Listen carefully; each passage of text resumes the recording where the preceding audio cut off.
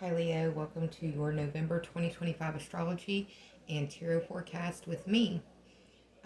This is formulated for Leo rising, but if you want to listen for your sun and moon, no one is going to be upset about that. Let's go ahead and jump into the astrology. I also want to acknowledge that I've pulled cards and oracle for you already, so to help expedite the process.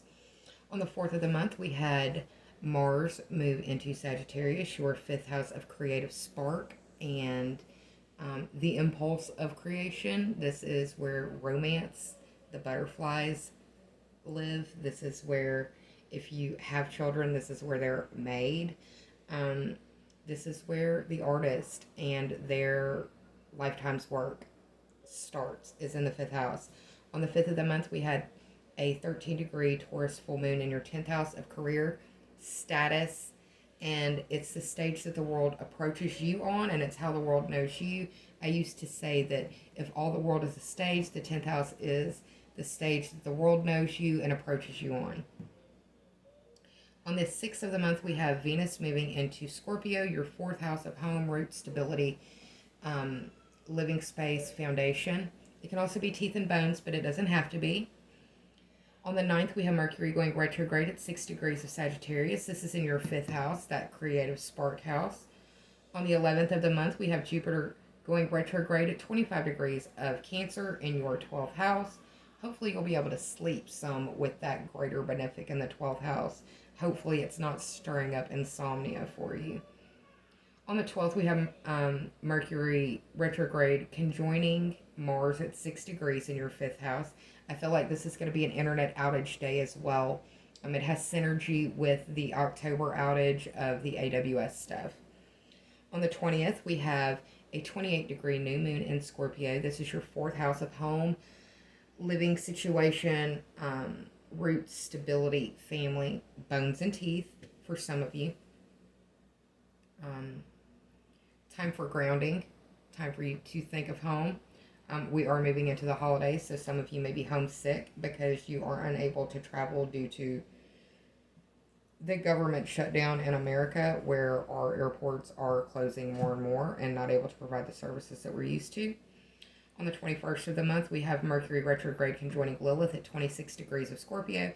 This is in your fourth house, but globally and on a more mundane level, I feel like Epstein, Ghislaine Maxwell, and Virginia Giuffre are going to be back in the news because of the onion peel layer of the archetypes of what's going on at this point. On the 22nd, we have the sun moving into Sagittarius, shining the archetypal spotlight on your fifth house, the creative spark house. Pardon me. On the 25th, we have Mercury retrograde conjoining Venus at 22 degrees of Scorpio. This is occurring in your fourth house, Leo rising. But for the world, I'm asking who died, because Mercury is conjoined Venus, a personal planet, representative of female, so it will likely be a female. If it's not a female, then it is going to be someone who is dearly loved and revered. On the 29th, we've got Mercury going direct at 20 degrees of Scorpio in your fourth house. This clears the shadow on the 17th of December. So be sure that if you're doing any purchases for the holiday season, that you get the receipt and you know the return policy, so you aren't stuck holding a bag or having a gift that can't be returned or exchanged.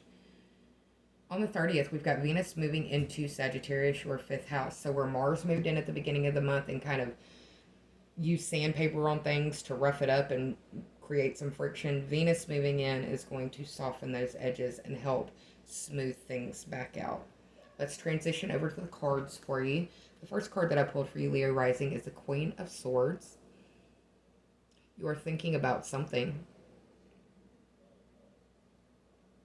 You are thinking about something and possibly want to debate people at the Thanksgiving Day table. I don't think that at this point debate is going to change anyone's minds. And I used to be a nationally ranked debater, and I believed in debate so much that I felt like I have to turn off this light. It's reflecting bad. I felt like debate should have been taught in middle school so that people could actually argue ideas, but it has been bastardized by bad faith actors, and I no longer believe in the power of debate amongst those who do not even understand what debate is. Don't be debating. It's not going to end well for you, especially with Mercury going retrograde. Your ideas are not going to stick the way that you want them to, and I wish that they would, but they won't. Second card is the Nine of Cups. This is the wish fulfilled card for some people. It is also, for me, like a collector's card. It is the ninth card of this Nine of Cups, of the Cup suit, right? Water energy, Cancer, Scorpio, Pisces. The Queen of Swords is air sign energy. That would be Gemini, Libra, and Aquarius. It's been a minute since I've done general readings, so bear with me. On the 9th, maybe, there is something going on the 9th. Mercury going retrograde. Pay attention to what's going on in your world and your collections. The things that matter to you, the things that you like to display, the things that you like to show off. I hope nothing breaks or gets lost. The third card in your tarot card pulling, we've got the Four of Coins, the Four Pentacles. Pentacles are earth sign energy, Taurus, Virgo, Capricorn. You've got fourth house synergy in your reading. There's a lot of fourth house stuff coming up, looks like with money. And the hoarding of resources, which is, I mean, we're moving into the winter months. That's what humans do. We hoard our resources for the leaner months so that we can make it through to the more abundant and prosperous months, correct?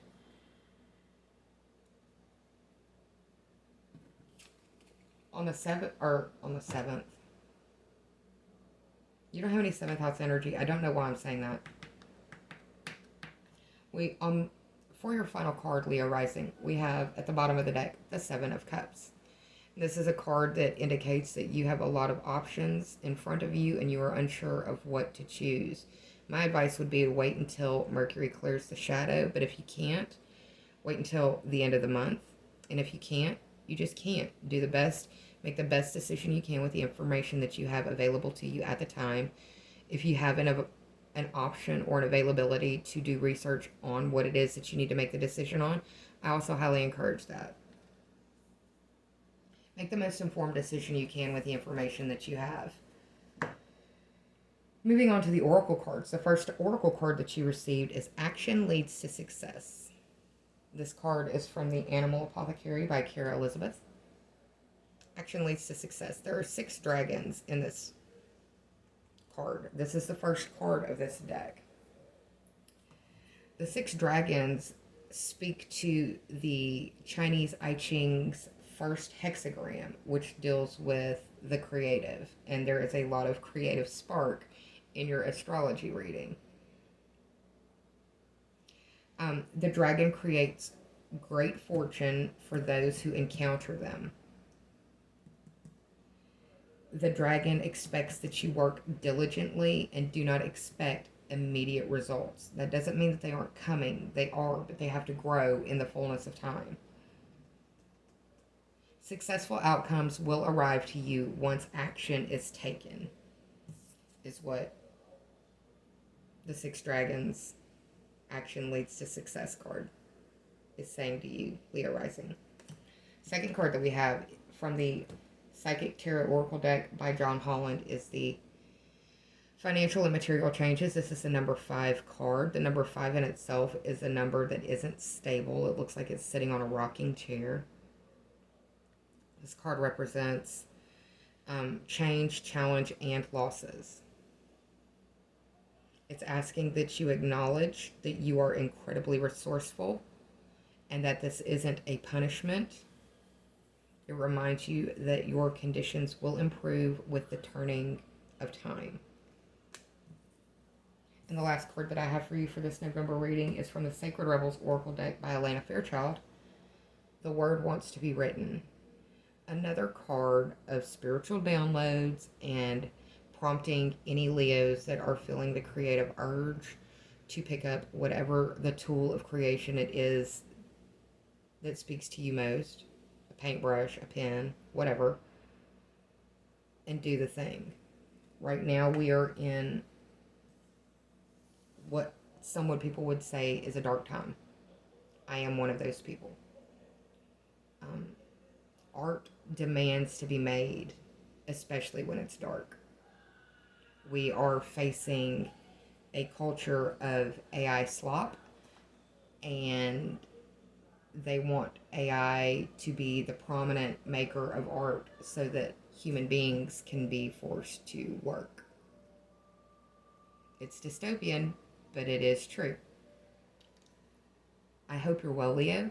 Take care of yourself, guard that creative spark, and do what you are led to being drawn to do.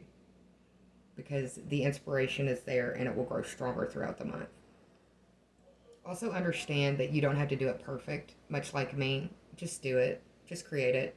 Don't let your perfectionism keep what needs to be in the world not there. That's also not giving permission for AI slop. Use your brain and make some diligent creative art this month. I love you and I'll see you December. Bye, Leo.